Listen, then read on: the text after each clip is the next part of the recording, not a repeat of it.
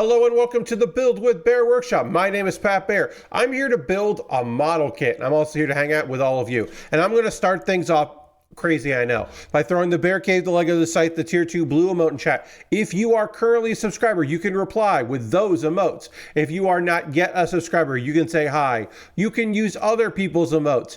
If you feel like being a lurker, you can just go ahead and lurk. That's also okay. No one will get mad at you for lurking if you want to lurk. If that's how you want to hang out, you can just do that. Aristofan is here. Hello, Aristofan with a tier 2 blue emote. Lovely to see that. It's a Monday. And it was, a federal holiday, and there wasn't any mail. Banks weren't open. People were going about their day. Hey, Lashbrook, welcome. And not everybody was posting stuff on the internet for me to have as a thing we can talk about. But there will be some things that we can chat about tonight. I am very excited to work on this model kit. The Dragon Gundam High Grade is a premium Bandai kit.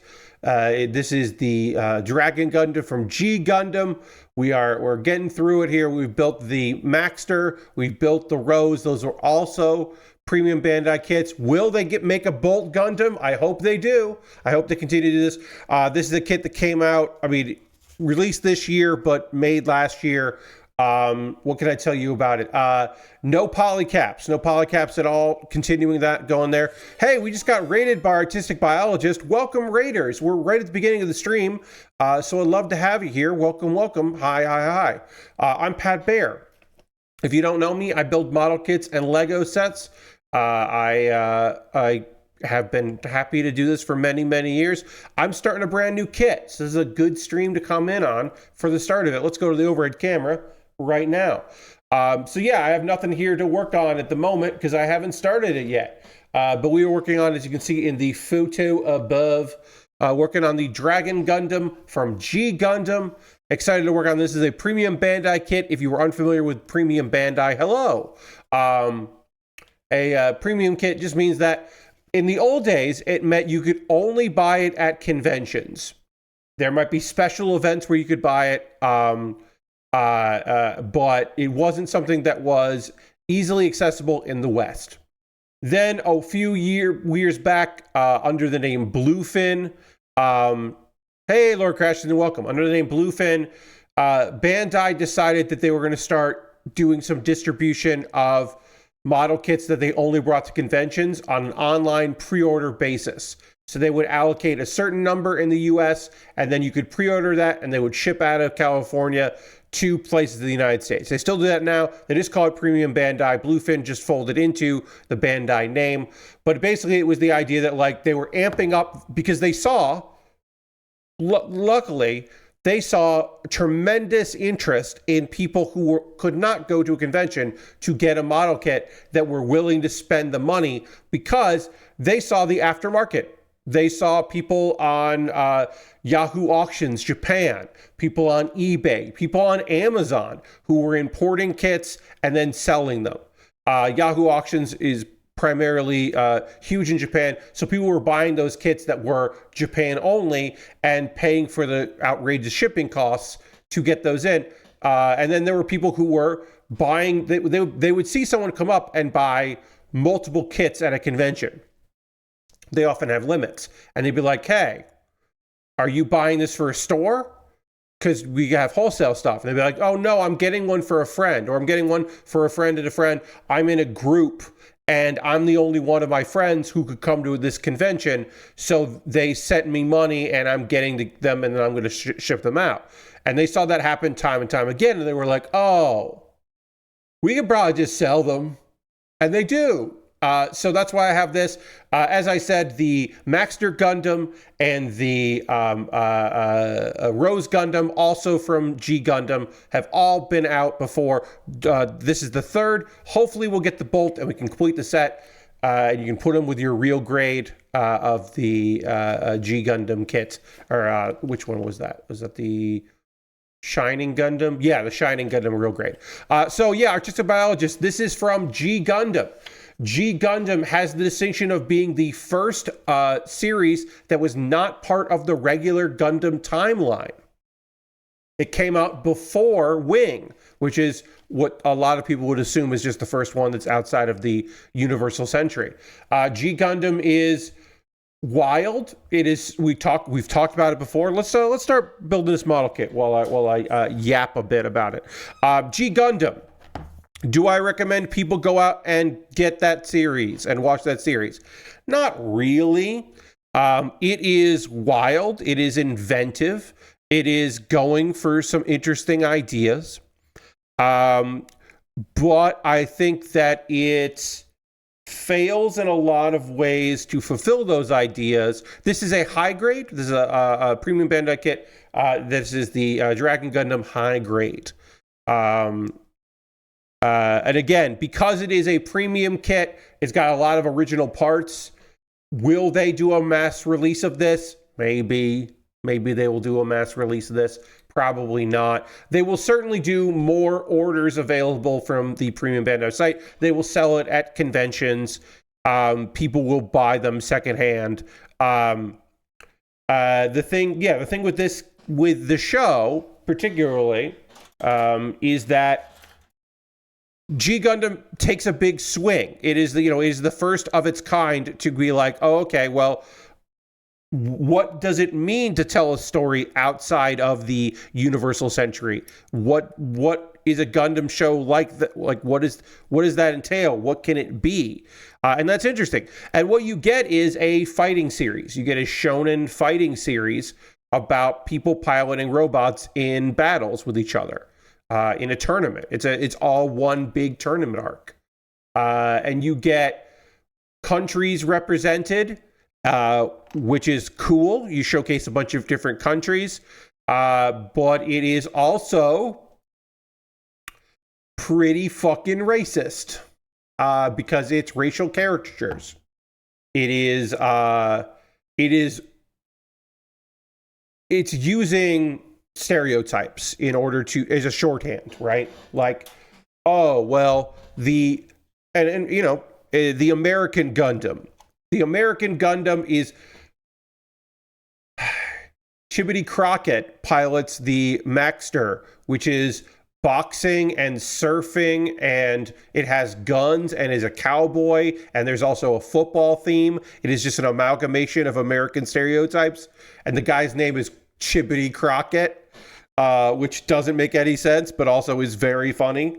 The Mexican Gundam is the Tequila Gundam. It's rough in a lot of ways. Hey, weirdly enough, the Japanese Gundam is just a fucking Gundam. It is not the Rising Sun Gundam.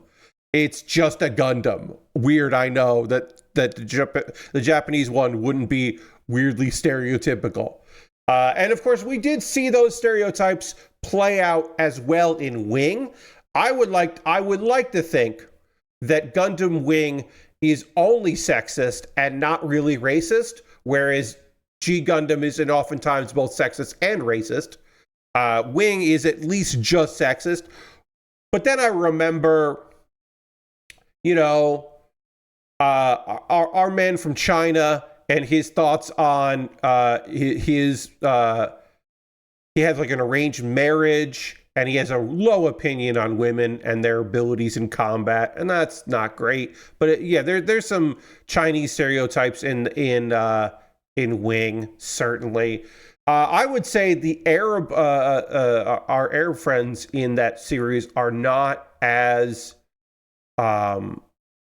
terrible, but it's been a little while since I watched a lot of Wing, so I might be remembering it more fondly than it deserves, or with more reverence than it deserves. But yeah, I don't know. Trollo rules, Duo rules, so it's like, what are you gonna do about Wing? But G Gundam has a lot of issues. It's got a lot of problems. Okay, so again, no polycaps on this kit. Limited stickers, which I'm very excited about. Lots of stickers, not a lot of stickers, I should say. Eye stickers, of course, a chest piece, I remember right. But yeah, not too many stickers, which is great. You love to see it. So, that's nice. Yeah, Wing is like I said, Wing is mostly just like, oh, we need to have women in this show? Shit. All right, well, we're not going to care too much about that. It's I think Dorothy probably legitimately, I would say that Dorothy comes off the best in Wing as a full-fledged, fully formed character who is not, how do I say this? Dorothy's self-worth is not directly related to what her man is up to. And I think every other major female character in that show is an extension of her feelings for a guy or several guys, various relationships, be it family or beaus. That in general, it's a bit lacking, I would say, and generally just like a lot of those characters are afterthoughts, which is a shame. But in G Gundam, there's some wild swings. A good dub for that show. And of course, when we're talking about G Gundam and Wing, we need to talk about the third in the trilogy, the Forgotten Third. The show disliked so much that it is the second least popular Gundam series in Japan. Talking about Gundam X that came out after Wing, whose biggest crime was not being Gundam Wing. And its second biggest crime was being very slow paced. It has only had one official release in the United States. It was a Blu-ray release, anniversary release. X has seen only one. Okay, so here's how you know a series is not well regarded within Bandai. If the shows that they make, which are all about how great Gundam is, if they don't represent a show at all, that's a sign that they do not care. And in all of the Build Fighters Try, Build Divers, and all those series about the joy of the wide variety and pulling in obscure shows and all of those other things, there's one Gundam that has a slight bit of one mobile suit from Gundam X. And that's about it. That's really all there is. And then there was a concert celebrating the anniversary of Gundam, and they did have the woman that sang the theme to Gundam X come and sing Dreams. And that song is a fucking banger, and so that was nice. But, like, that's, as far as I remember, that's, like, it. That's, like, all, that was all of the celebration of Gundam X. But, yeah, it's wild, because G took the biggest swing. Wing was like, what if we do our own story, but we really shonen this up? What if we do, like, a bunch of boys, and they're all kind of brooding, and we'll just, like, serve up a bunch of boys and kind of give that kind of a story? What if the thing we learned most from the original Gundam series is more boys? Because, it's like, well, what about child soldiers? They're like teen soldiers. We'll go with that. And then Gundam X was like, I don't know, what's Earth like? What if the Earth was post-apocalyptic and there weren't a lot of Gundams? And you don't see a lot of Gundams for most of the series. And it's really just, but we'll bring back new types.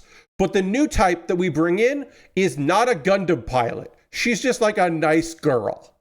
And then the Japanese audience was like, no, thank you. Where's Hiro? This is a nice boy. The main character of Gundam X is a nice boy. I need to feel bad. Where's my hero Yui? This guy is not mean. So generally the audience was like, no, thank you. We do not like this Gundam series.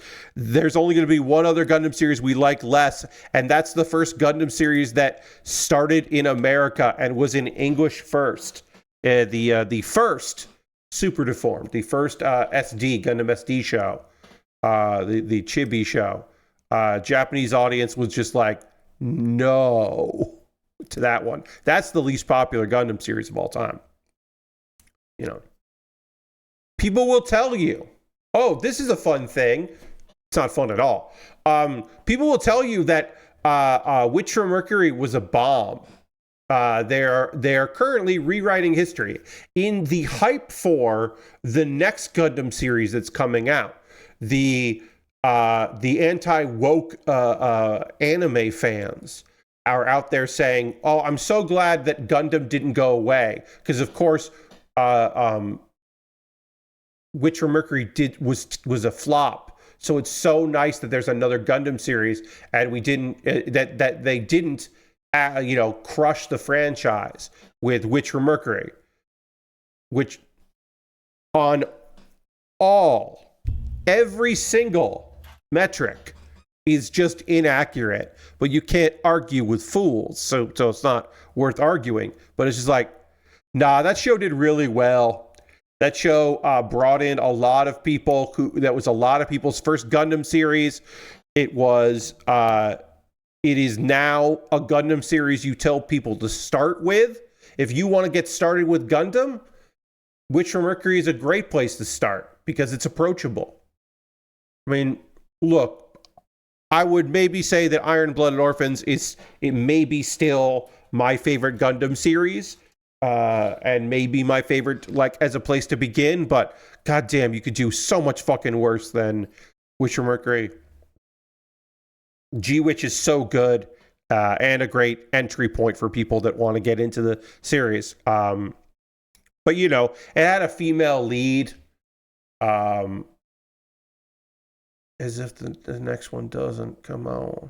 Kind of gave up on IBO. I mean, IBO is a kick. Here's the thing. Here's the reason why I, for the longest time, suggested people start with Iron-Blooded Orphans. Because it's the new series. At the time, it was the new series that was fully... You could just watch it without watching anything else. You could watch it... it was in high def and 16:9, so you weren't telling people to watch old series.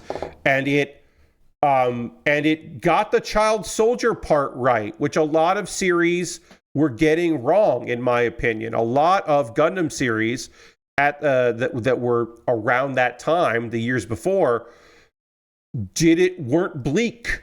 And yes, there should be celebrations and there should be moments of joy, but Gundams are fucking terrifying and wreck things, and every single Gundam world would be better without them. And the idea that children and young adults are piloting murder machines is fucked up. And Iron-Blooded Orphans, it's in the fucking name, gets that better than a lot of shows got that. So yeah, there's no real room to breathe there. Yeah, it's sad on purpose. It is telling you that the dichotomy of this shit rules and also, oh God, what have we done? Like, it puts that at the forefront in a way that, like, Gundam Seed is just trying to do Gundam again, which I understand, and is like, oh, the horrors of war. But if I got better at piloting this mobile suit, I could make a difference. Whereas Iron-Blooded Orphans is, I can't make a difference for anybody except maybe the people around me, maybe, if we get really lucky. And I think that's exceptional. So yeah, I've always been a big fan of that. Vicky's here. Hi, Vicky. Vicky says, I know a lot of science fiction authors who specifically started writing mech novels and short stories because of Witch from Mercury. Yeah, I would not be surprised if Witch from Mercury opened up the possibility space for some people. It gave people the opportunity, the drive, just the confidence to be like, oh, okay, yeah, all right. Envisioning a world. I mean, at its core, Witch from Mercury posits a world where instead of governments, what if corporations were governments? Which, like, Well, yeah, but also for Gundam is like, oh, so corporations could be the evil ones. Huh. Like for Gundam, all right, sure. Let's explore the space in that. Let's see what's what on that idea and follow through. But also, that show does a fun thing where basically they're like, "What are you, hick? Yeah, you're my fiance. What, you don't want to marry someone of the same sex as you? Come on." And like immediately dismisses that as like, no, this isn't a sci-fi thing. That's just like silly. Come on. Which is nice. And again, of course, it's open. Sorry. I almost tried to say it with a straight face and then couldn't. Of course, if you believe some people who are backpedaling, you would know that the ending of Witch from Mercury is open to interpretation, which is fucking silly. They are gay and married. They are gay married. They love each other and they got married and they are living together with the in-law and the earpiece sister. Yes, indeed. I'm going to allow that. I know, it's backpedaling. It's backpedaling, open for interpretation, blah, blah, blah. Shit's gay. That is not queer baiting. Queer baiting is out there, for sure, and it is a fucking problem, but that's not what this is. That is not a queer baiting show. Okay, so these go in here. All right, so these color. I have to get these in here.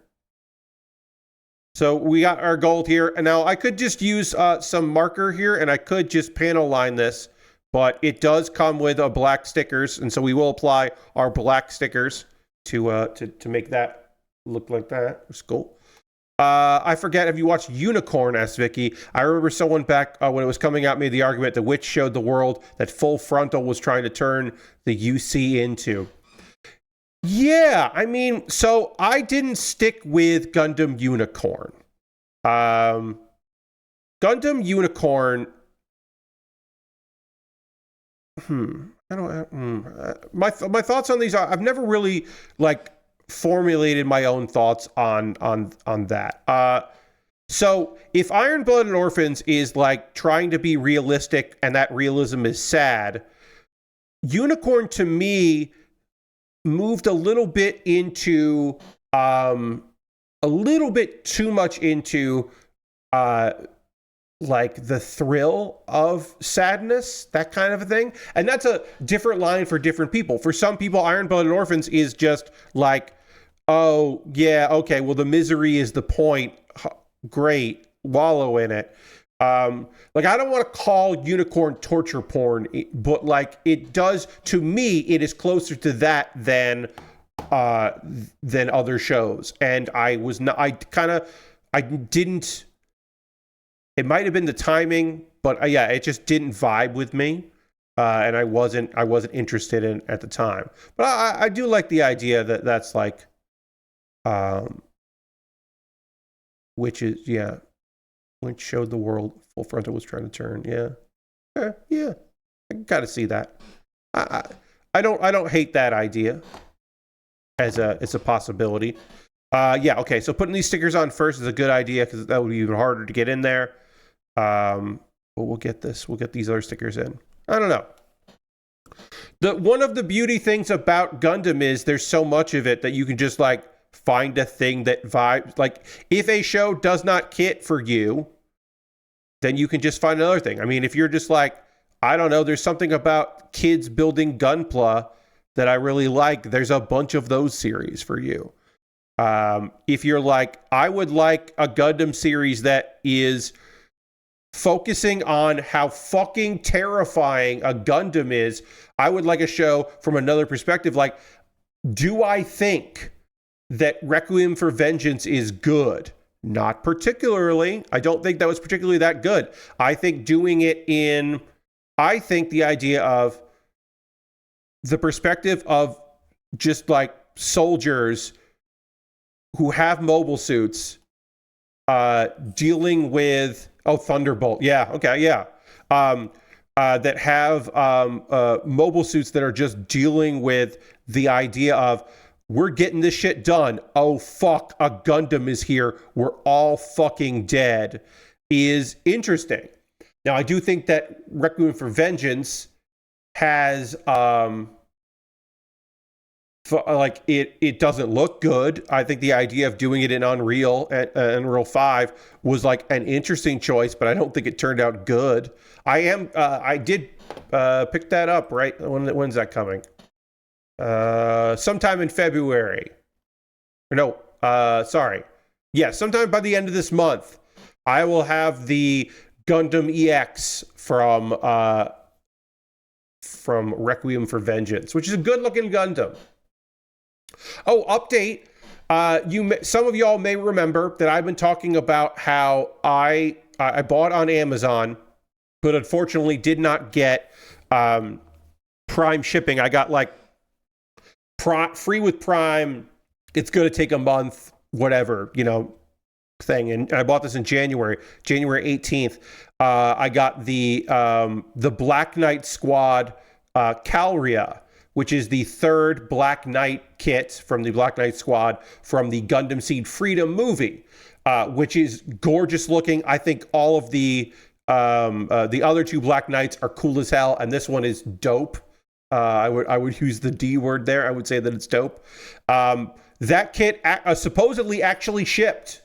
It was supposed to be delivered yesterday, and it didn't ship until today, but it was also supposed to be delivered like on the 14th of February, and then it was supposed to be like the 10th of February. It's been a hassle. It's supposedly shipped. Now, it's saying that it'll arrive tomorrow, which is a lie, because it's currently, if I look at the shipping updates, it's currently in Oklahoma.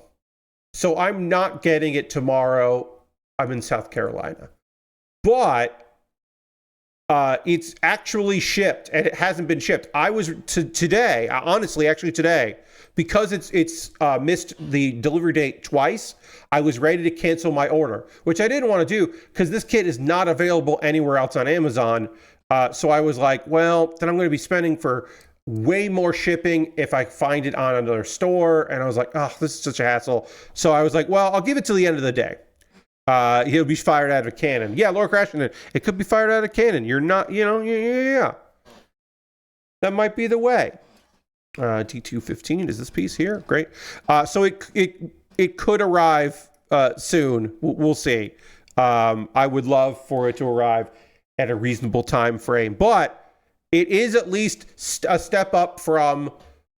It's supposedly shipped. It is in the mail system. Because like I said, I was ready to finally just say, okay, this shit is just, I'm never going to get this. I just need to cut my losses. And but no, apparently I don't have to cut my losses. I'm getting it, which is great because I want to build it. I'm excited about it.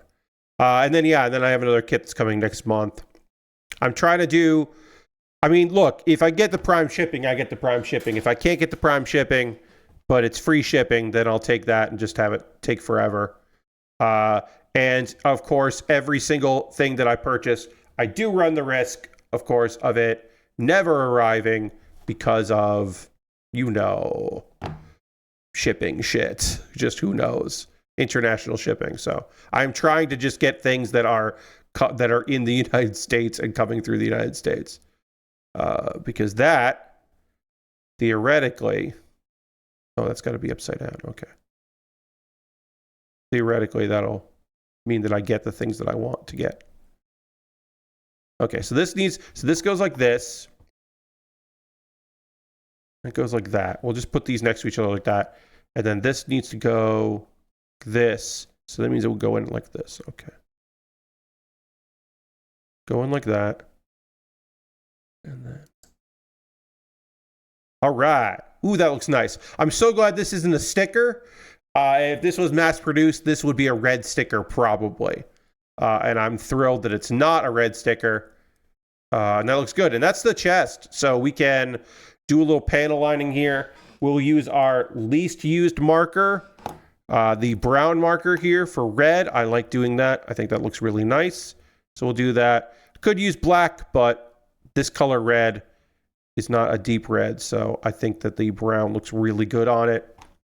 Some people like to use brown on gold.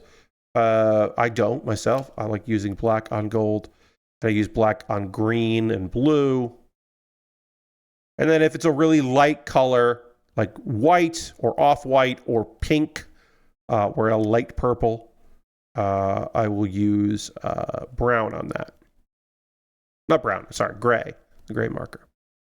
And this is just trial and error and what I like. Like I said, when I first learned to use markers, I followed it, and the gold or yellow, I would use brown on, and I just didn't like the look of it. I like the black on there better. There's not a lot to panel line on this, so we'll just hit the different spots we need to hit. And again, I would normally hit this with a marker, but we use stickers instead, so that's fine by me. And I'm just going to do this, kind of trace around. Good. Yeah. And then we'll clean it up. Well, yeah, I really do like how that brown looks in there. Oh, I forgot to grab my water. That's a silly mistake on my part. I'm just going to go up and get my water right now because the kitchen is right next to here. I'm right near the kitchen. I'll be back in a second. Hold on. Don't go anywhere. Please, please don't go anywhere. I'll be back.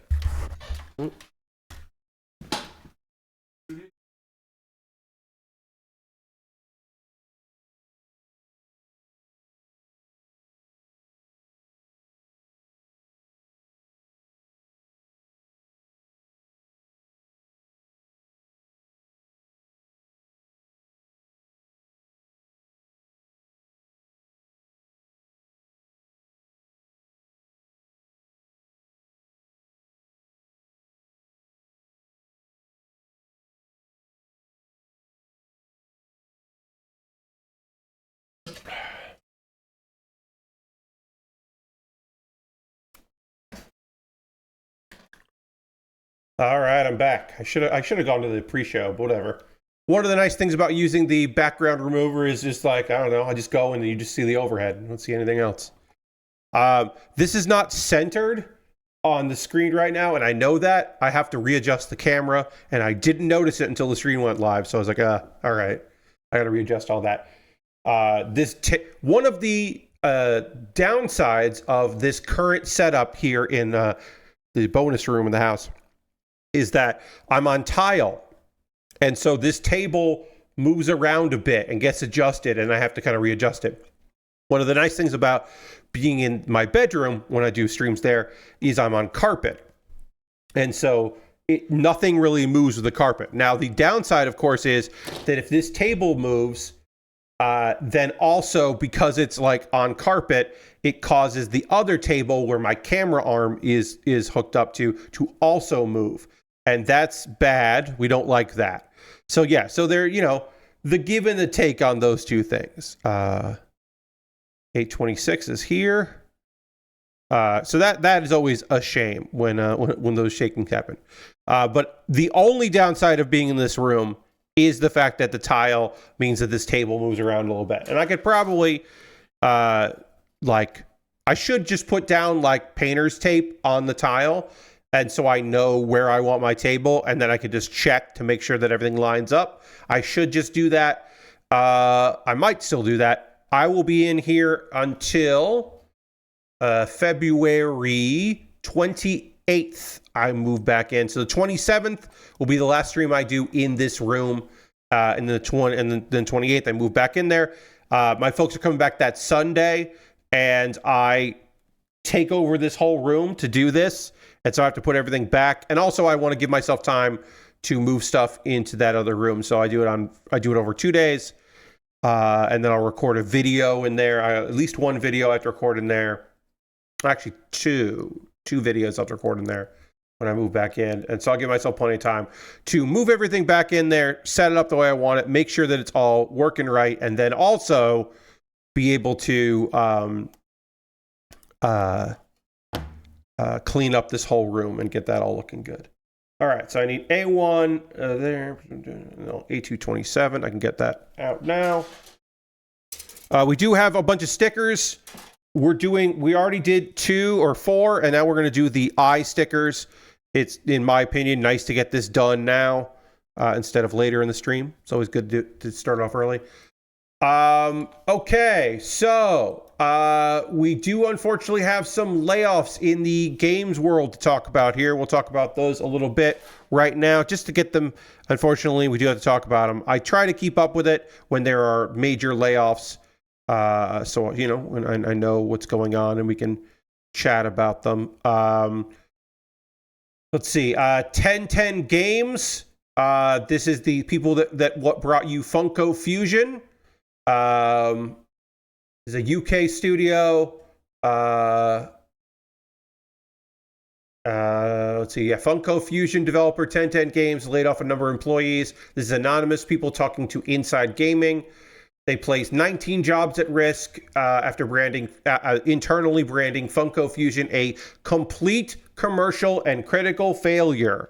So I knew that it was a critical failure. I knew that nobody fucking liked it. I didn't realize that it sold as poorly as it did. That makes sense because it seemed very bad.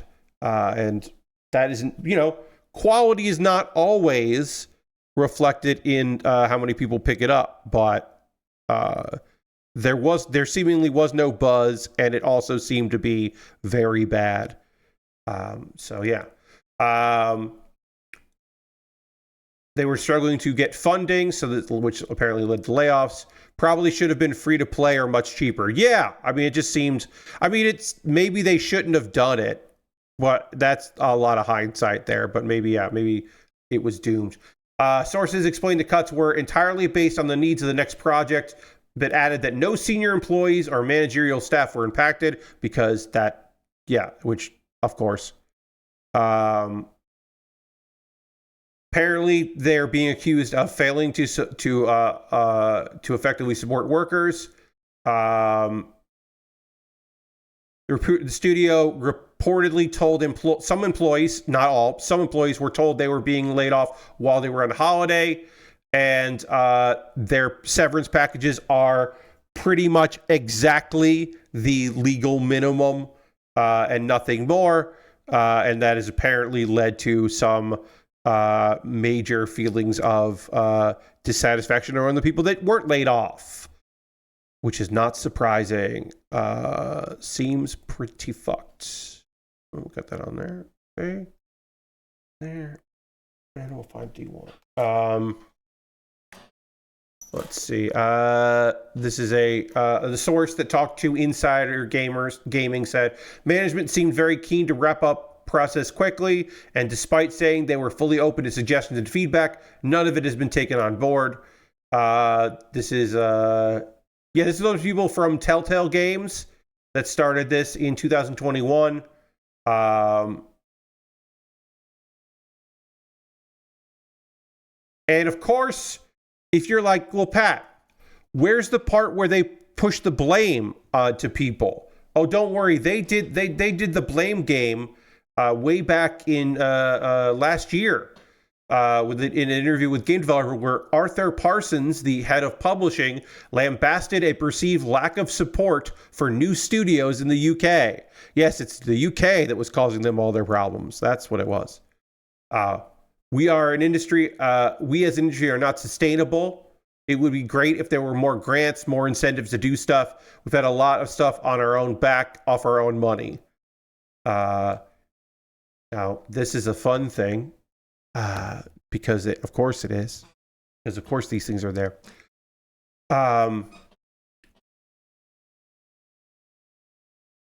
Internally, Parsons purportedly told the staff the studio would take responsibility for the layoffs, but the company has yet to officially comment on the situation. So they're like, oh, we're going to take responsibility, and apparently responsibility does not include a press release, which is understandable, but also fucked. It's still fucked. And of course, every company has a motto, and those mottos always get slashed back in the face of people. And what is 1010 Games' motto? Our people and culture first. So great. And we have another layoff story. And another story of a company that had a lot of positive things that they said about what they were going to do for their employees that apparently also includes layoffs. Liquid Swords, which is, of course, a very fucking good name for a game studio. I am not here to say, I am not lying. I'm going to try to lie and say that they don't have an excellent name for a game studio. They do. Liquid Swords is a fucking phenomenal name for a game studio. They did some layoffs here. This studio was founded by former Avalanche Studio CCO Sundberg in 2020, and they've had an investment for NetEase. They have laid off an undisclosed number of employees to adapt to current business conditions. This is a Swedish studio. They, of course, have talked about in the past implementing a sustainable work model, which, again, does not account for layoffs. And these are... they did at least put out a press release. Their statement said, projects remain in development, but the layoffs are necessary to deliver long-term sustainability. I hate the words that I'm about to say to you. This is a quote from Sundberg. I promised our employees and shareholders success and to build a studio redefining game development with a small expert-driven team and a sustainable work model. While we achieved much of this, shifting market conditions prevent us from succeeding within our time frame. As a result, we must part ways with talented individuals who have been instrumental in our journey. This is incredibly difficult, but we remain committed to our vision and will continue to work on our IP and first game with a dedicated team. Fuck you. You couldn't even wait until sentence 2 to mention shareholders. You literally had to do... You had to include shareholders in your opening salvo. You desperately needed to mention that there are shareholders, and you promised shareholders to do right by them. Fuck off.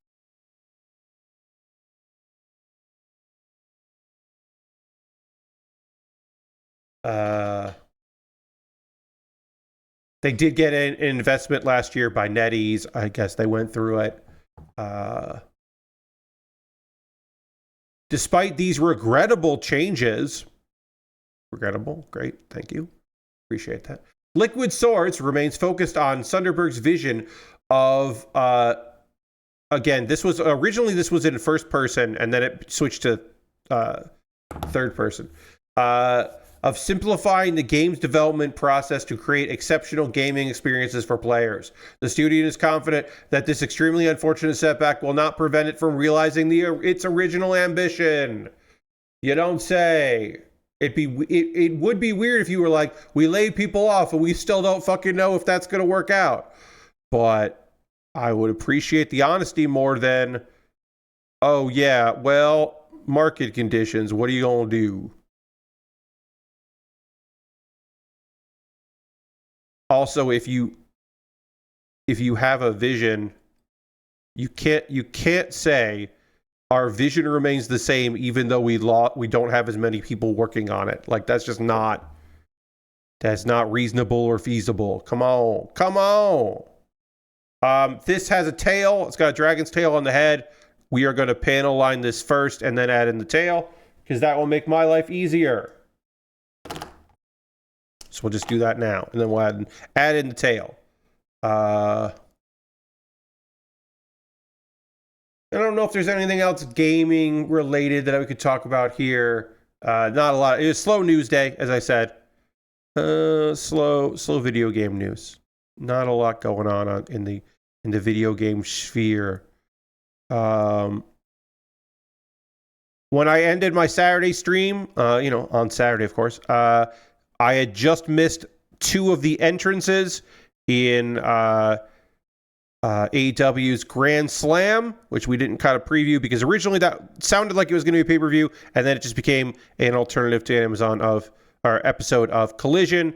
But we didn't know when it was going to air because of basketball. I think it was the dunk contest was that night, the All-Star Game weekend. But the show went really well. If you have not seen that, it is on, and you have TNT. You can watch it back. If you have Max, it's on Max. I recommend it.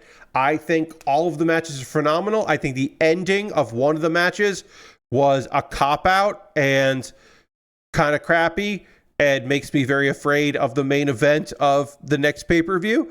But in general, I thought it was phenomenal. I thought everybody worked really hard. I thought the stories were really good.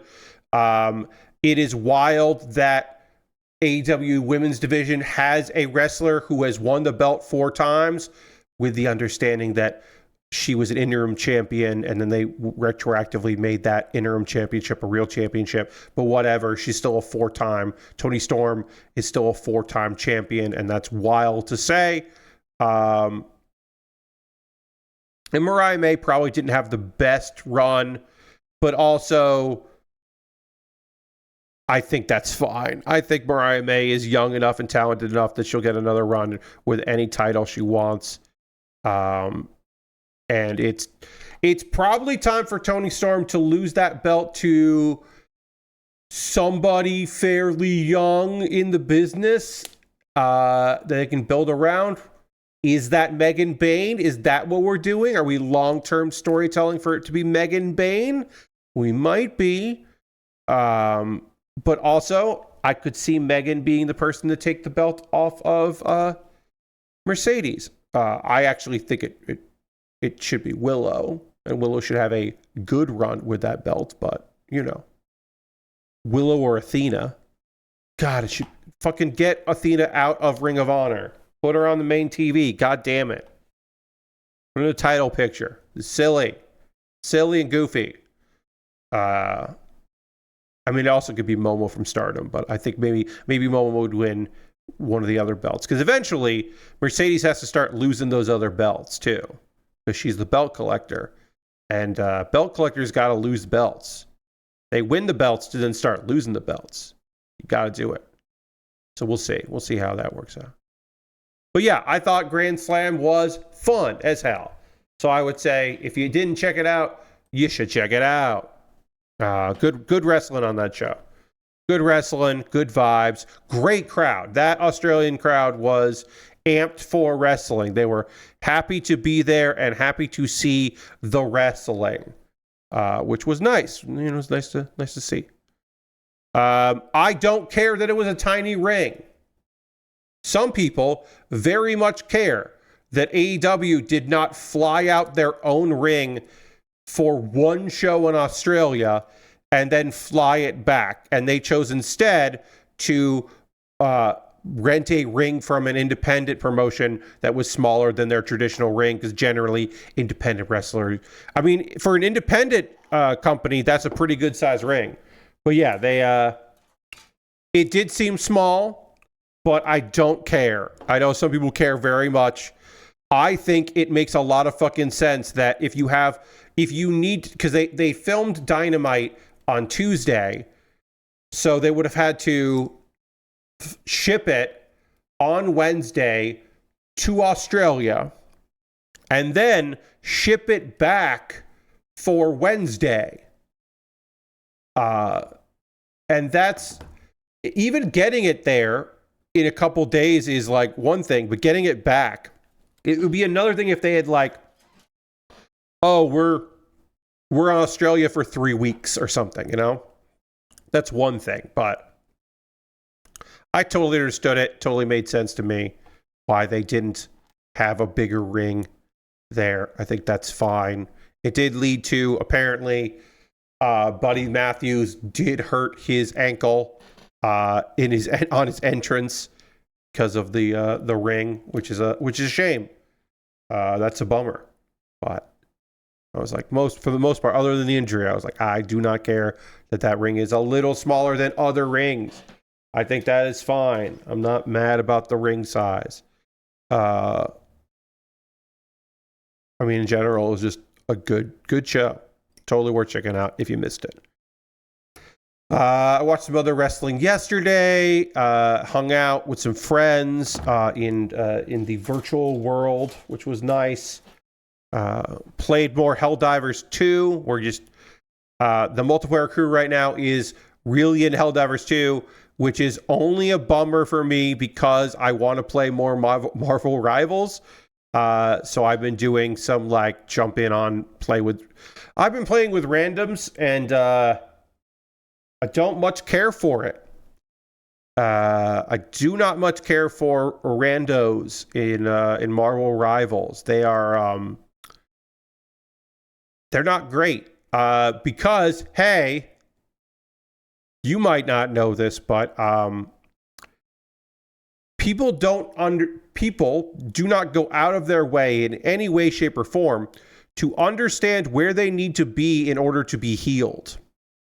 So if you are doing support, like I often like to do, you will see people being like, I never get heals. And it's like, where are you? You are Iron Man, and you are flying into people. In order for me to heal you, I would have to be already in the middle of people who are just going to kill me. If you are a flying, character, you cannot say that if you never use range attacks, you fuckers. Looking forward to upgrading my game to the point where I can play Helldivers 2. Oh yeah, I mean, I'm still really enjoying Helldivers 2 right now. But like I said, I like Marvel Rivals, and I really like playing with my friends in Marvel Rivals. Goddamn idiots. Look, am I the world's best healer? Not really. I'm a good healer. I'm not the best healer that you've ever seen. I am not trying to lie to you about that. I am not trying to pretend like I'm the best healer that's ever lived.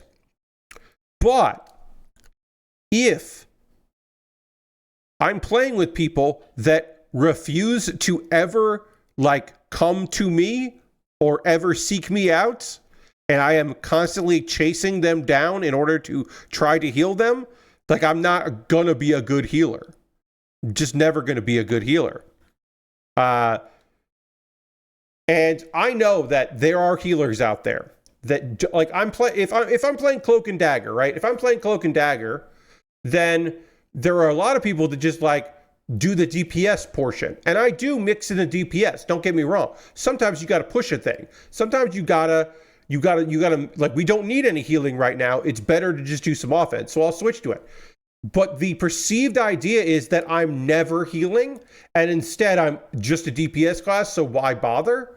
And it's like, well, no, I occasionally switch to it. Like if a bunch of people are on the other side of the map, I might as well do some damage. My experience with randoms is just everybody dying, getting revived. So there's no time for healing outside of the personal jabs. Yeah. I mean, like, sometimes if I have a tank that won't fucking stand still and it's constantly pushing with no support, then I will focus on healing them. And you know what happens when you focus on healing on a tank that doesn't do anything else except charge into battles? When you need to reload, they die. And then they also say, where are my heals? Because for a tank, dying once means that you're never healing them. I'm going to stop being mad at random people. Like I said, what I need is for the couple people in my multiplayer crew who fucking love that absolutely positively love Helldivers 2. I'm gonna need them to take a break on it. And what I might want to do this weekend, what I might have to do this weekend, I should say, is be like, we should get some Marvel Rivals in, everybody. And I think what I need to do is be proactive instead of just going with the flow, which is against my inner tendencies as a as a friend. My friendship vibes are, well, okay, enough people want to do this, so let's do that. Okay, and I need to be a bit more greedy with that, and just kind of say, hey, I will play Helldivers 2, but what if instead of that we take a break and we get back into some Rivals, a game that also everybody likes to play. I think we're all collectively, the crew seems to be that we are collectively taking a break from sorry, I have to get the pieces I need here. We seem to be collectively have decided that we are taking a break from multiverses because we want to play that before it goes away. But we played a bunch of it, and not everyone in the crew was feeling it. But we'll go back to it, I'm sure. I need 8 here. What's 8 look like? 8 is this piece here. Okay. We are working on the arms, which of course also look like dragon claws, much like our wing Gundam. The Nautiku style of dragon arms. Makes sense. All right, put that there, put that there, put that there. Let's see, gotta force them to do what you want. Yeah, Lord Crash, like I said, like I often go with what the crew wants because I'm just happy to play with friends, some of whom I've been playing with since Halo. So I mostly am just happy to be there, but I am in the mood for Marvel Rivals, and I want to play with friends because it's not like we're good. We're not good at Marvel Rivals, but we are on the same page, and we do win or lose together. You know, like sometimes it'll be like, oh, okay, well we have enough healing, so I'm just going to stun on him, or like if I pick Jeff, it's a laugh. If I'm like, you know what, I'm going to play a little Jeff today. That does not get groans and people flipping the fuck out. The rest of the crew is just like, well, now we're all doing Jeff voices in the group chat and in the Discord call. We're all doing Jeff voices for the next 25 to 30 minutes, and we're having a great fucking time. And Pat's a goddamn lamb shark. Let's go. Whereas other people might be like, casually swearing and dropping expletives at me and being garbage.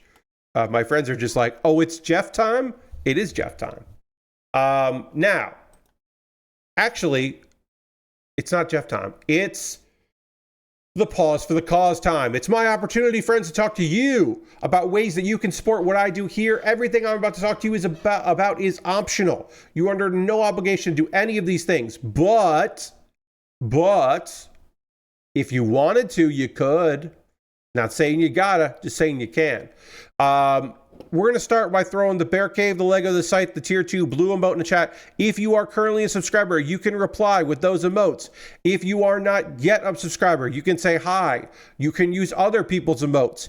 If you feel like being a lurker and you don't want to use any emotes or talk at all, yeah, that's fine. But yeah, if you're here and you have my emotes, throw them in the chat. Being a subscriber is the easiest way to support what I do here through Cash Money or your Prime Gaming token. If you have Amazon Prime, you can use that. If you want to gift a sub, if you want to be one of the first person to gift a sub this month, you could do that. Bits and coins are always appreciated if you want to jump in with that as well. There are ways to support what I do here. You're already on Twitch, so that's kind of the easiest way. But again, it's optional. You don't have to worry about it. Now, if you want to jump in another way to pay me on a monthly basis and support me that way, you could jump over to my Patreon at patreon.com/PatBear. There is a $1, a $3, a $5, and a $10 tier. There are different rewards for different tiers. Consider joining me on Patreon. I just put up my schedule for the rest of the month, including my games tomorrow and my games, well, the idea that I'm doing Steam demos for Next Fest next Tuesday. I don't know what I'm going to be playing other than there's one new stage for Spray Paint Simulator. So there'll be a new demo for that. So I'm going to check that out. What else I check out for Steam Next Fest? I don't know yet. But I do know that tomorrow I'll be playing some smaller games. Both games cost me $5 each on Steam. One is about wiggling your body in a world where it's difficult to wiggle your body into bowing at work. And the other one is about digging a hole. And I haven't played much of either, so we'll check that out. Now, of course, subscribing, different rewards to different tiers over on my Patreon. If you want to jump over to my YouTube channel, you can go to youtube.com/PatBear over on my YouTube channel. You can, of course, subscribe for free, and I would love that. You can also become, if you wanted to, you could become a member over there. And for just $2 a month, you get my Wednesday videos on Tuesday. And that includes the video tomorrow. You'll be able to see that before anybody else. So that's kind of neat. You know, if you want to do that, you can do that. Let's see. Those are monthly ways to support me. If you just want to act like, if you're wondering if I have a tip jar, we can always go to my PayPal directly or my Ko-Fi. And everything I make through direct donations, through YouTube, which includes AdSense, so watching my videos helps me out, through Patreon and through Twitch, all goes into a fund. And from that fund, I pull money out to purchase model kits. This very kit, I was able to pre-order this kit, which took months and months to arrive because of your generosity. So past you is helping out present me. If you want to help out future me, you can buy something or you can, subscribe in any one of those ways. Now, if you want to decide what I build next, if you want to say in what I build after the Gundam that we just started, now the Dragon Gundam, you can buy something from my Amazon wish list. Over in my Amazon wish list, I've got model kits and Lego sets. I got inexpensive kits. I got expensive kits. Kits that go on sale all the time. Kits that are never fucking on sale. If you see something on the wish list you'd love to see me build on stream, you could pick it up. It'll come to me. I will make a dedicated YouTube video about the thing that you have purchased, and then it'll jump the queue and be the next thing I build. I got all kinds of different things, stuff that's very expensive, stuff that is cheap as hell, seemingly. All kinds of different things. If you see something on this list, you're like, yes, I would like to pick that up, Pat. Well, yeah, see if there's something there that you want to get, and then I'll build it. I'll build it before anything else, and I'll make a dedicated video about it. That's my promise to you. Now, if you don't want to go through Amazon, which I fucking understand, I have a Throne wish list. That's my alternative to Amazon. I need to update it. I keep saying that. I do actually need to go and update that list with some new stuff. But yeah, there's some gift cards. There's some model kits in there. It's a different system. See if there's something there you'd like to see me with. And then, if you want to support me financially in the most convoluted, complicated way possible, don't worry, I got you covered. Then you would want to go to USA Gundam Store.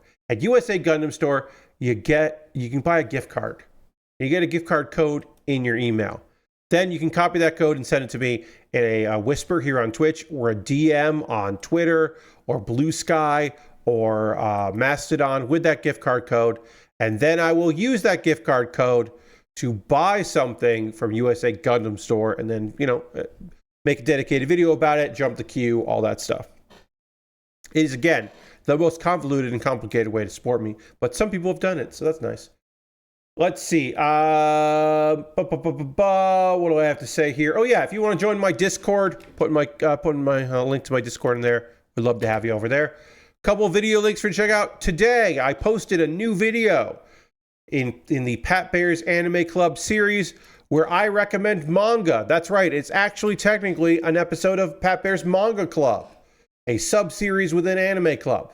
I recommended 6 manga that you can go out and get for yourself right now that is completed and fully translated, because that's not always true about everything. But I picked some modern stuff, I picked some classics, some things that you have to kind of hard to track down, you might have to go to eBay, or things you can just subscribe to a service and read all of, and it would be fine. All great series, all things I highly recommend, but I got 6 recommendations there in the Manga Club, and if you have manga recommendations that fit that category, you can put in the comments. This video was actually suggested by a viewer, which is lovely, and so that's nice. And then Kuma Baer is my weekly anime recommendation series, where every week I talk for under a minute about a show that I want you to check out, Every month has a theme. The month of February was Romance Month because of Valentine's Day, of course. So I talked about the anime Sing Yesterday for Me, a show that I slept on when it first came out, but I was really happy to see it. That is dubbed and subbed on Crunchyroll, and I highly recommend you check it out. Sing Yesterday for Me is sad. It's a drama, but there's also some lightheartedness, a touch of supernatural, but mostly it's just about young people trying to figure some shit out, young adults into adulthood, trying to make sense of the world and make sense of each other. It's really great. Let's see. I need to work on what I'm doing in March, which is Girls Doing Things Month. I have the rest of this month done, but I have to do Girls Doing Things. I have the first one. I know what the first one is, but I got to do the other ones. And they can't be the 4 that I already put on last year for Girls Doing Things: Laid Back Camp, K-On!, Keep Your Hands Off Isaacin, and New Game. And then also, like, sometimes slice of lifes are also, you could say, girls doing things. But, you know, and sometimes isekai are girls doing things. I'm gonna have to like dig deep in, but I know the first one. I know what the first one is. And it's a little obscure. It's not super obscure, but it's just a tiny bit obscure. Let's see.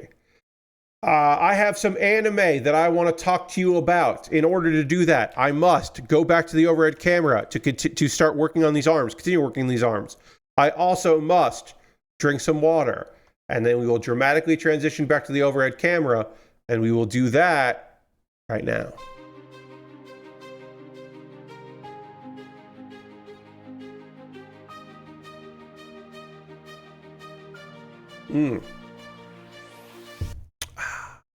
All right, we're going to continue working on the arms here, starting with our dragon friends here, and then also moving on our dragon arms.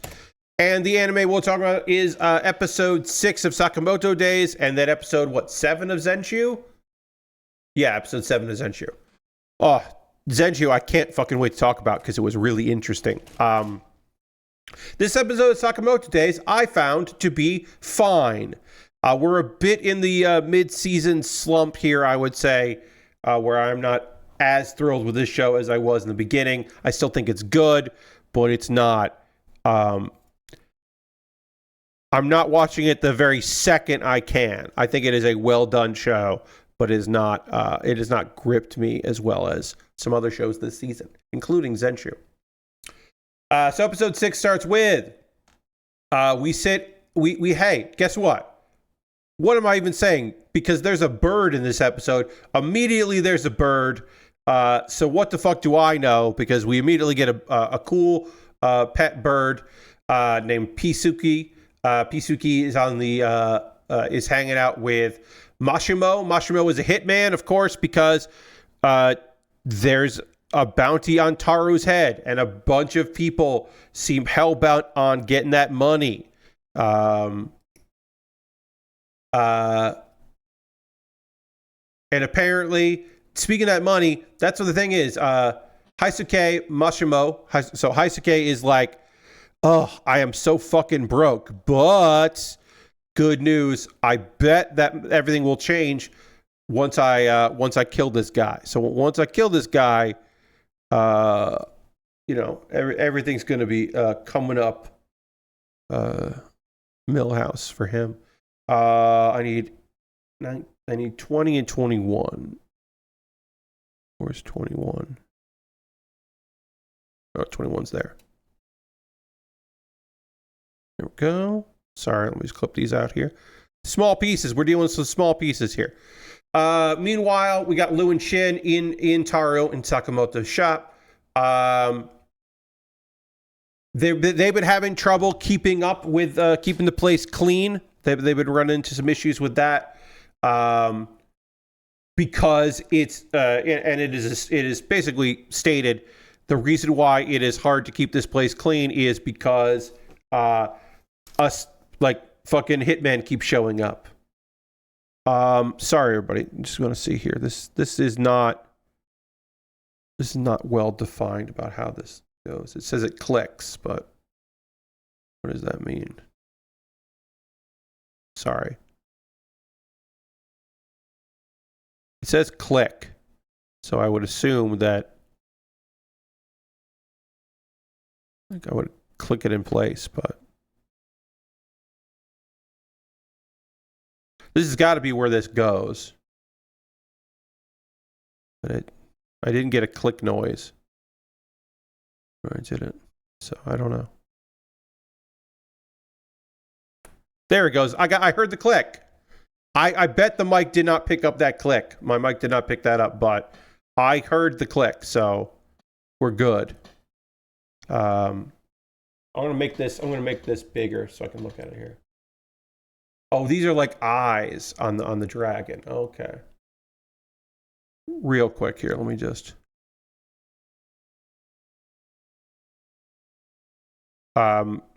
one of the downsides of this being a premium kit is sometimes the instructions are darker than you would like because they kind of occasionally cheap out a little bit on that, which is a shame, but true.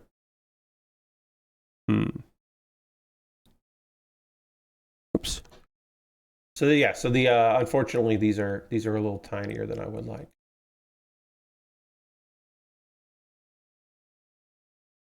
We are dealing, unfortunately, with some tiny pieces and instructions that are not as straightforward as, or as good as I would like. All right, so that goes in like that. That makes sense. And then this goes.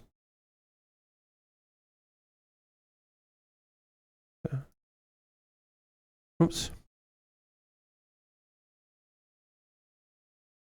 Oh, that goes like that.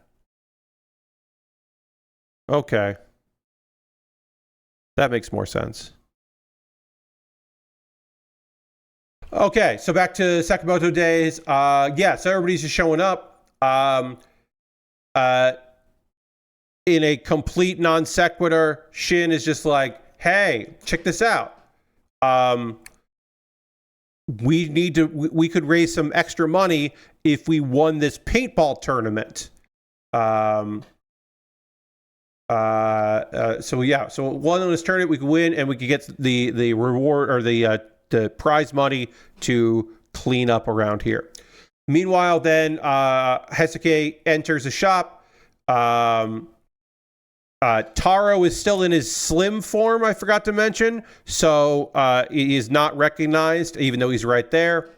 So then Taro just goes, oh, Sakamoto's not here. And Heisuke believes him for some reason. And then, in a very unbelievably pitiful moment, as soon as he's like, oh, my target's not here? Shit. I'm so hungry. Can I have some food? And he's just like, has like a complete and total like sad breakdown and just begs for food. Which again is very, very sad. All right, so this clicks in place. I did get the other one to click, so maybe I can get this one to click on this side, and then we'll get back to talking about this side. Nope, that didn't click. It did. It says click, and it did click when I did the other one here. So. Yeah, I can get it going here. No. This looks right.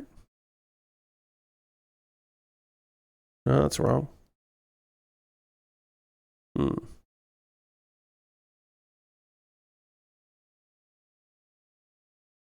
All right, I think I got that in there. And then this goes in like this. And then this goes in this. Hooray. We're doing it. All right, so yeah. They don't give, even though he's clearly an assassin, and they can definitely feel that, they don't help him out. They don't give him any food. And then he's standing there, obviously waiting there. So then Lou, she finally feels enough sympathy to go and give him some pork buns.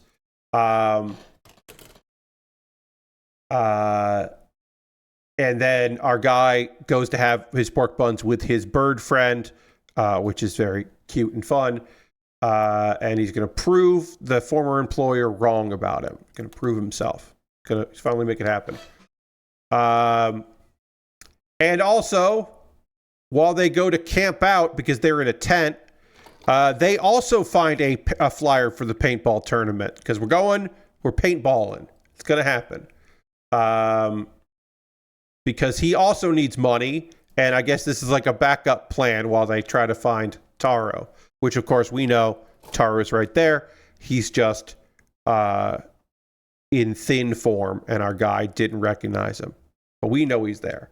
We understand what's happening here. All right, so this is going to go like this. Yeah. Ooh, that looks good. These are starting to look great. This is going to look phenomenal with some marker. Some black marker is going to really make these shine.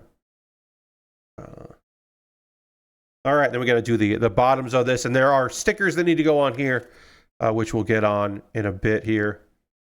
Looks like a lot of these stickers are going to go on this part here. They're left. So let's see. We need D5 and D6.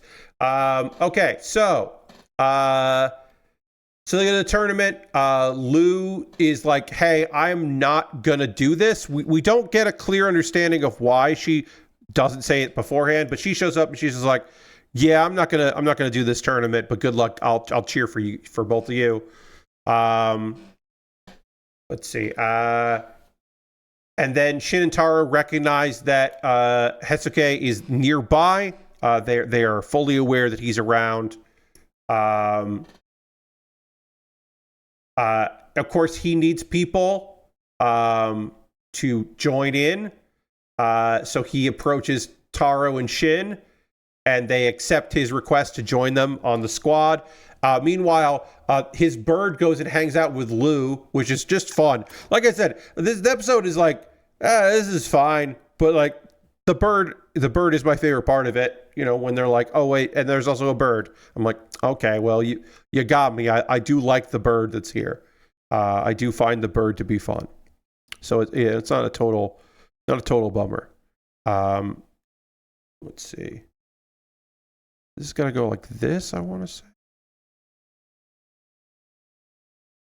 There's got to be something that goes on here that locks this in place. But right now, this is just sitting here. I think this is just rocking in place for right now. Yeah. I might be doing this wrong, but I think the sides go and lock those in. So we're just going to put these by the side there because until I start putting the side pieces on, this just isn't going to work. Let's see.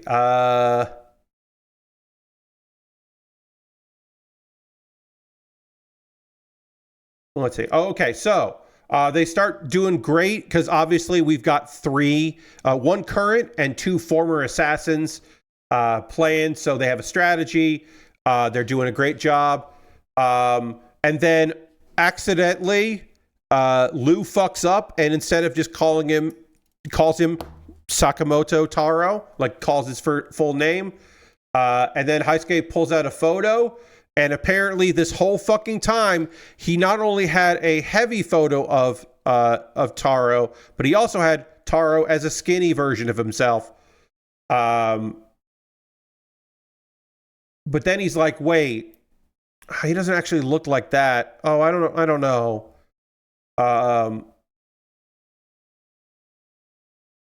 And then Lou is just like, well, no, that's Taro. I don't know why she does this, but she just basically just says like, no, that guy, yeah, that's Sakamoto. Yeah, no, you're totally right. That's 100% Sakamoto. And then Shin's like, no, he's lying. Ha ha ha. And then Heisuke like pulls out an actual gun, not a paintball gun.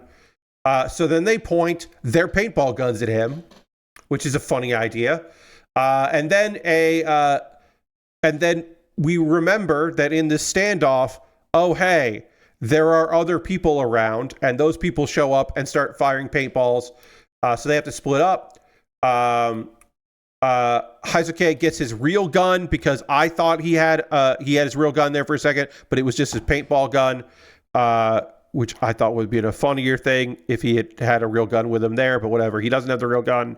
He then later gets his real gun out. Let me get this together here. Sorry. I put that on like that. Okay, and then, there's a sticker that needs to go on there, but let me get these together, and then I will put the sticker on.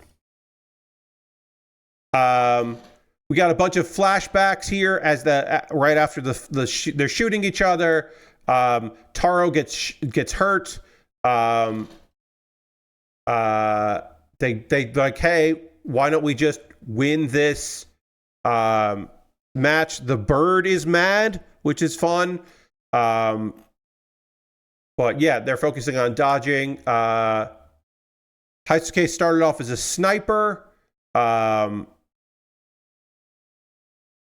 But he did not live up to his boss's expectations, and he had a really rough time at work and was bummed out by that. And he didn't fit in. And this is recent, and so he wants to get this bounty to prove that he's an excellent sniper. Now, a reminder, he's not sniping right now, and that doesn't fully make sense. But whatever. He is, he's an asshole and he sucks, and he is trying to murder our main character. But like, I don't know. I get it. I get how he's feeling. So I need stickers 8 right now, folks. Let me get stickers 8. We are dealing with tiny stickers. Do I want to do tiny stickers right now? No. Am I going to do tiny stickers right now? Yes. These are pretty tiny. Oh, these are tiny. So these got to go on here. They got to go like that.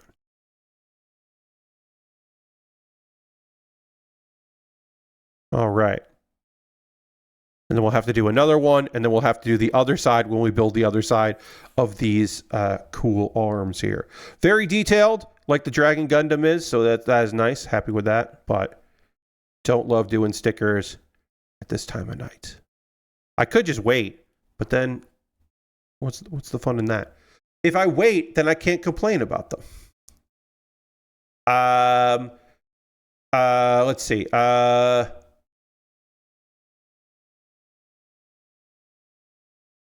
Let's see. Shin and Taro figure out where Heisuke is. Taro destroys Heisuke's the real gun, so he doesn't have a gun anymore. And then he surrenders. He's not going to try to kill him anymore. Taro's group wins in the paintball tournament, so they all get some money, which is great. Congratulations. At the celebration, they confront the sniper and his bird. And Heisuke is just like, I'm terrible at sniping. We get our second attempt of him, or scene of him crying. And then, hey, he's like, no, you were great out there, especially with the paintball. You were doing a great job. So apparently, he gets 50 yen, and he's like, what? That's my cut? Why is it so low? Well, apparently, his real bullets did a lot of damage, so they didn't get a lot of money. And then, Taro's wife congratulates them all. And apparently, yeah, they used most of the prize money to fix the damage that Heisuke caused. And then we get a flashback. We already kind of knew this from the first episode, but we're getting a more detailed look at when Taro met Aoi, when the two worked together. When Taro visited the shop that she was working, and he was like completely awestruck by how beautiful she was. And then she noticed that he had blood on his clothes. And she gave him a Band-Aid because she just assumed that he had cut himself. And that's why there was blood. So she was just being really nice. And that was a lovely little moment for him.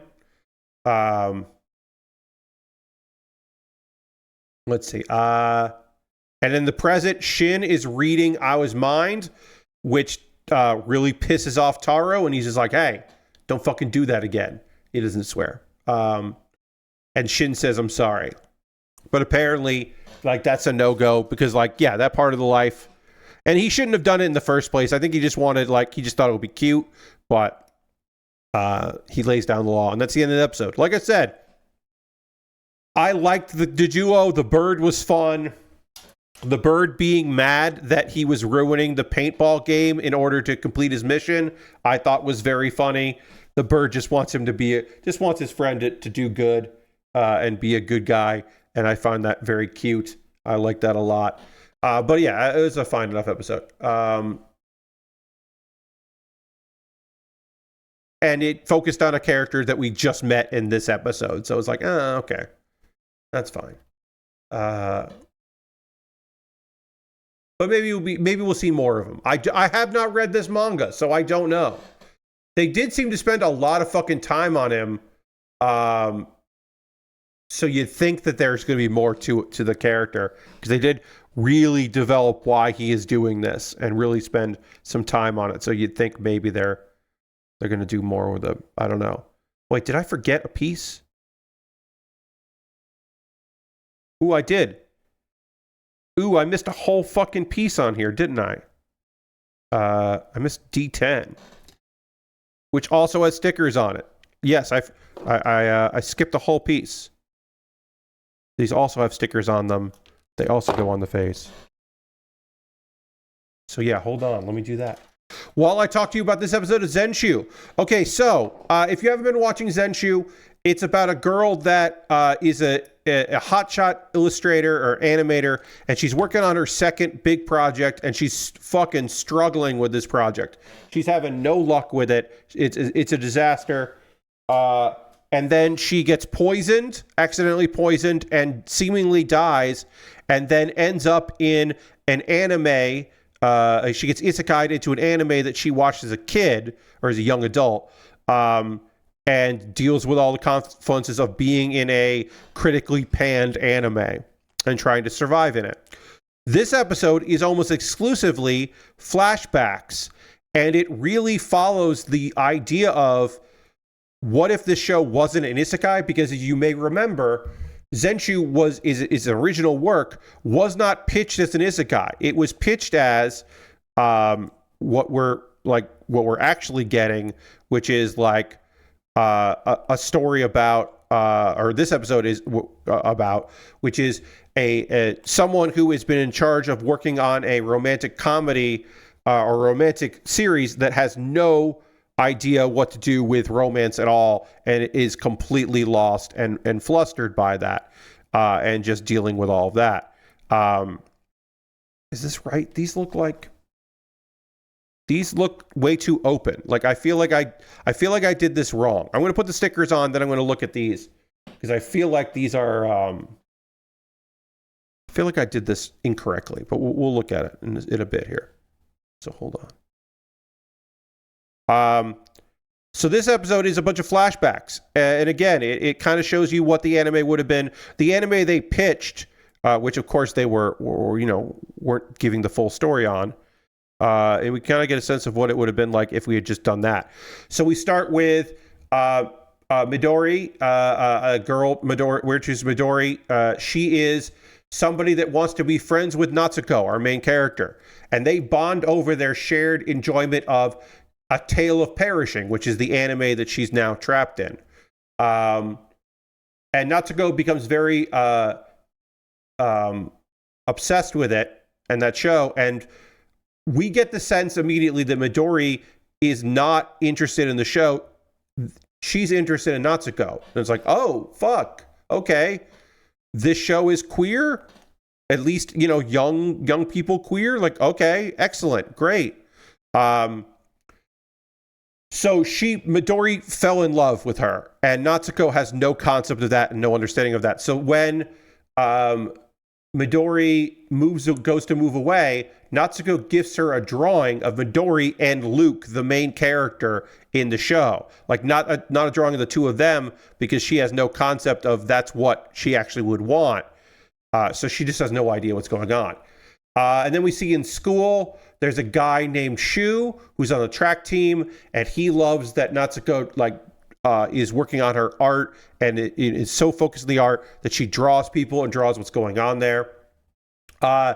He tries to confess to her. She has no concept that that's what he's doing and totally ignores him. Because he set a record for the 100-meter dash and apparently talked himself into, well, if I do this, then I will, of course I will confess. And he does it, and so he tries to confess, and she's not having any of it because she has no concept of being excited for him on that. And in fact, she does do a drawing of him, though. And he gives up on her. And then we cut to the sort of present where a director is trying to make a music video with a teenage Natsuko. And she agrees to help him out, and she ignores all his requests and just does what she thinks is right. And it turns out that she's dead on and spot on the money with everything that she wants to do and is completely correct. And he kind of falls for her, which is weird, and I don't love that. He's not that much older than her, though. But he realizes he can't confess, so he's going to compete with her, but she's just way too talented and blows him out of the water. And then we get our fourth romantic thing, or our failed romance thing, which is in the present. The president of the animation studio that our girl works for is attracted to Natsuko. And apparently that's the reason why she's working. That's the reason why Natsuko is supposed to be working on this romantic comedy, is because she has no idea what to do with it. And it's very funny. She's like trying to have romantic comedy experiences via cliches, and it's failing. Meanwhile, the president is silently like admiring her, but put her in this position seemingly just to like try to make a connection happen, which is not great. But we do see that when our girl suffers from food poisoning and dies, Naomi, the president of the company, tries to revive her, just try to bring her back. And then at our present, our main character is having a feast at the orphanage with all the other soldiers. And she's having a great time. This is like the best time she's ever had. And she's just like kind of like out loud to herself and just like, I don't know if this story is supposed to be as fun as we're having. Is it supposed to be this fun? And then that bird, that annoying talking bird shows up and is like, no, it's not supposed to be like this. This is wrong. And that's the end of the episode. And I fucking loved this episode. There was no drawing. There was no action. It was just a bunch of scenes. It was character development for the main character. And I had this thought, which is probably not the most unique thought in the world, but it's my thought to have, which is that, you don't really see isekai main characters like flashbacks of their regular life. In general, when a character is isekai'd, the new fantasy world they're in becomes the most important thing of what they're dealing with. It becomes their focus. And I mean, to the point where sometimes isekai characters don't have any memory of their previous life. They have like no recollection of what happened in that life. They only have the present they're currently in. So it was really interesting to focus on that, to reveal why she was working on that art.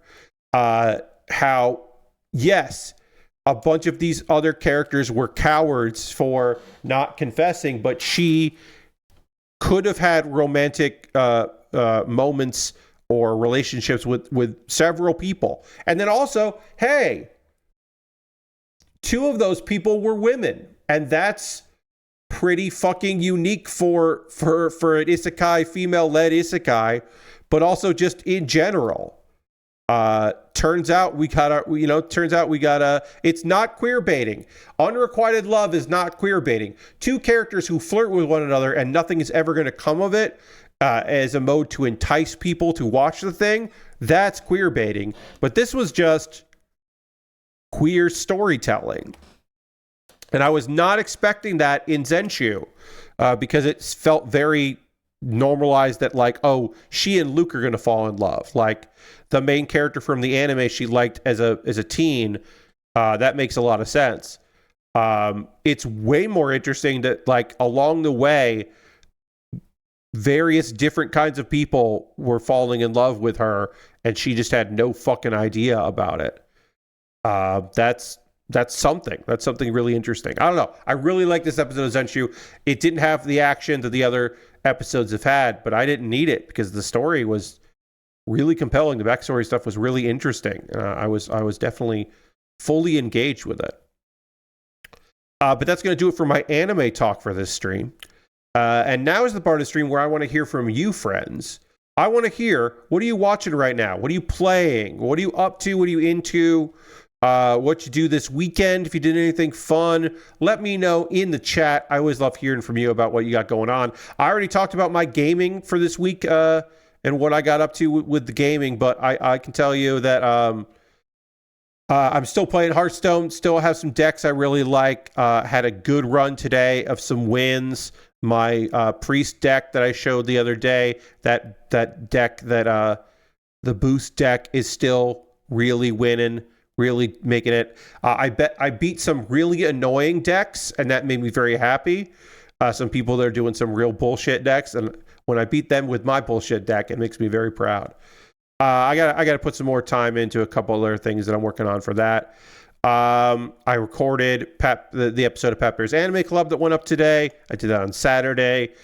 I do have an idea for a new episode of Pat Bear's Wrestling Club, so we'll get into that. I should also say that I have been in conversation with a friend about doing a joint stream between the two of us to do a collab stream. I have not done a collab stream or been a guest on someone else's stream in quite some time, so I would definitely love to do that. I don't have further details for you about it other than we started talking and I pitched an idea I really liked, and we'll see if they like the idea as well. When that will happen, I don't know. My big goal in 2024 was to do more collabs. I kept saying I want to do more collabs. I want to have guests on the streams, like a monthly guest and all that, and I did none of it. So I'm going to try this year to do more of those, especially around June. I want to get out there to promote a Plastic Model Weekender, as well as my birthday subathon, because those will be like a week apart.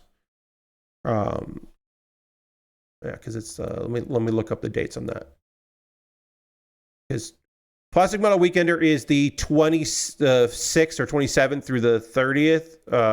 So that's that weekend, and then yeah, my birthday is that Monday of that week. So I'll do a stream that weekend. I'll do maybe I'll do it on the 20. I don't know if I'll do it on the 20th. I might do like the 21st, that Saturday. I might do a subathon on that day, and not on my actual birthday. Or maybe I'll do it on my actual birthday. I don't know. I don't know if I want to do a subathon on a Monday. You know what I mean? But maybe I will do it. Maybe I'll do it on Monday. I don't know. Or maybe I'll do it on a Tuesday. Maybe that makes sense. Maybe doing it on the 24th makes sense, and doing that. I don't know. I'll have to figure that out. I could do it the day after my birthday. I think the subathon on Tuesday would be good. We'll see. We'll see what happens with that. But I do plan on doing something for my birthday, and then that weekend will be Plastic Model Weekender. So I'd like to go make some appearances on some various products in order, or streams in order to promote those things. Like I said, I'm going to have a collab at some point. Still figuring out what it's going to be and when it's going to be, but I'll let you know when I know more.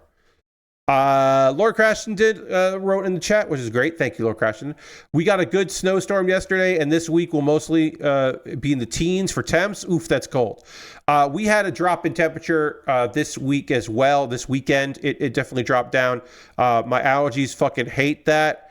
My body definitely hates the idea of it going from like 60 down to 40, back to 60, down to 40, just constantly. I'm really fucking hating that. So hopefully we'll stay cold or get warm, but one of the two. I don't know. It's also been a lot. It was on Sunday. It was like early to mid 60s, but also fucking raining. And I was like, this sucks. I can't even leave the house to do anything. That was really annoying. Lord Crash says, I'm nearly done with a game about digging a hole. We'll be checking that game out tomorrow. I think I covered the end goal, but I'm doing some other digging around there to get money for upgrades and such. Nice. Yeah. We're going to be checking that out tomorrow. That is one of the two $5 games. We're going to be starting with Super Sorry, a game about bowing down and apologizing. And then we'll jump from that to a game about digging a hole. And that'll be tomorrow's stream, those two things. But yeah, if anybody else has anything they want to write in chat, things they've been up to and into, I'll love to hear that. I feel like these are open too much. Like, I definitely feel like I did something wrong here, and these aren't supposed to be like this. And my guess is that I put these in wrong. I think that's what I did, and that's why it won't close all the way. So I am going to try to take this apart and see if that's what happened. I'm going to pop these open. I'm going to take this out. And I think I put this in wrong. I don't know. Maybe I didn't. It did say click, and I haven't put this in a way that a click would happen. But let me look at this. So like this, should this go into like that? Where is this supposed to go? Would it go in like that? Huh. Yeah, my big thing is I just don't know where this is supposed to go and how it's supposed to go, and that's been bad. But I do want to hear that click that's supposedly... Okay, there's a click noise. All right, so if I put that there, and I put this there... No, see, it just doesn't want to close up. It's just open really far. So I'm definitely doing something wrong.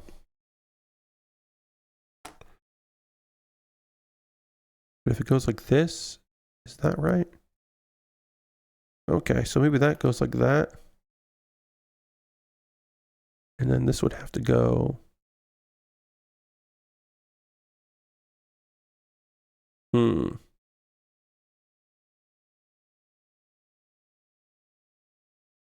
Sorry, everybody. This is just very frustrating because I'm like... This might be the way it's supposed to look, but it feels like it opens up way too much, and it should want to close some. But I don't know what I'm doing wrong with it, and that's a really frustrating feeling. Yeah, because the hands basically go in like this, and like, yeah, it should close like this, but it doesn't. And so I'm like, well, I did something wrong then. And it should be going out like a gun, because it like flamethrowers or whatever. And then the hand will pop into that when you have a fist. So I don't know. I don't know if anyone's done this. I'm sure someone's done this kit, and there's information about it out there. But maybe I'll have to watch some speed builds of this. This feels like the way to do it. Goes like that. And then this goes like that. That feels wrong. It just feels wrong. Feels like it shouldn't be open this far, but I don't know how else it would. Unless these are the wrong piece, and I don't think that's the case either. A18 Maybe they're not supposed to be out like that. Maybe that's what I'm doing wrong. Maybe they go like this. Okay, that might be it. I might just have it going the wrong direction. Okay. All right, that's what it is. I had that piece in backwards, and it was hard for me to be able to see that because of the way this instructions are printed. Okay. We still have to panel line these, but we can do that on Thursday when we do the next build through. All right, great. So this opens up like this, and it closes. That's what it is. I did it wrong. I was right that I did this wrong, which is nice to see. It's nice to know that I did that wrong. So I had him pointed out like this, but really it needs to go around here and point it like that, and then it should theoretically snap in place. Okay, it snaps like that. And then I take this, and that fits in like that. And then this goes like that. Now, why are you being weird? Oh.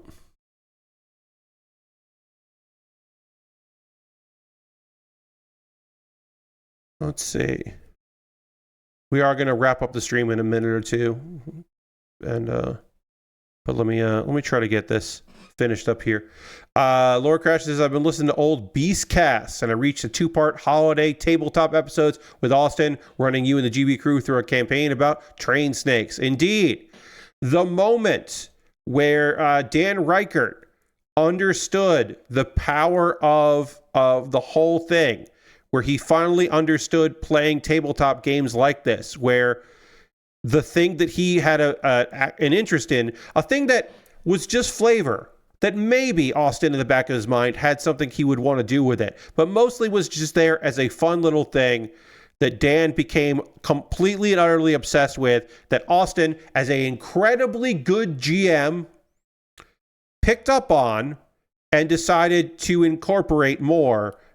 Dan learned the power of storytelling like that, and also of having a really great GM like Austin. Yeah, it was incredibly fun to watch in real time, and in one case in person, because we recorded at least one of those episodes, if not two of them. I think maybe just one. I don't remember. We recorded at least one in person, and I watched Dan's eyes light up to the possibilities that were in front of him. And it was an incredibly fantastic moment to watch him come alive in that moment and understand the coolness of this kind of a storytelling. It was really, really fun. I'm going to take off this braid here because it doesn't let it stay up there. I think the second episode was done during a big snowstorm where Jeff lost his power and had to miss out. Yes. That's the thing that's very funny. Bakalar and I have never met in person. He didn't go to any of the PAXs or when he was going to PAXs, he wasn't really friends with the Beastcast crew and didn't hang out. And then he didn't go to the ones that once he was part of it. And then the only time we did that in person, he couldn't make it in. So I've only talked to him. I've never actually met Bakalar in person, and that's just so fucking wild. Austin is an incredibly giving and receptive GM, and I was lucky to be able to work with him on that one. Yeah, that was a thing where we did it in person, and then we realized we need to keep going with it.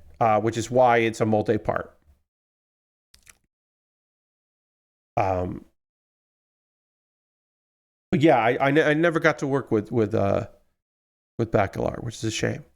All right, that's going to do it for tonight's stream. I hope you had a good time. I had a lovely time building this kit. This kit is great. We did run into an issue, but we figured it out.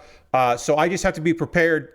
I have to remember for myself that if I run into a situation where something doesn't quite fit right or doesn't seem to make sense, it might be because the instructions are just very gray on gray, and it might be a little tough for me to recognize what it's asking of me, which is fine. That is something, if I know then I can work around that. Let's see. I do not see Mary Kish, so I guess Mary is not streaming right now, which is fine. Mary is recording Fire Escape tonight. She's going to do a stream on Wednesday. Great. Thank you for the update, Lord Crashton. As M. John says, hey, M. John, nice to see you. We always end with a raid. How long? Okay, Will Smith has only been streaming for 20 minutes, so we're going to go raid Will Smith. My buddy Will. We don't get a chance to raid Will too often. Will is playing Fortnite with his daughter, with the kiddo, which is fun. I love that. So we're going to go hang out with Will and crew. Again, it's just always a nice time to be able to go raid Will, because Will is one of the best. So we're going to go raid Will Smith. Feel free to come along on this raid. Reminder that my next stream is tomorrow, 9 p.m. Eastern. I'm playing the game Super Sorry and the game a game about digging a hole. So that's tomorrow. I hope you come and hang out for that. I hope to see you tomorrow and also on Thursday as I continue working on this phenomenal model kit. Thank you all so much for being here. Have a great night. Goodbye, goodbye, goodbye, goodbye, goodbye, goodbye, goodbye.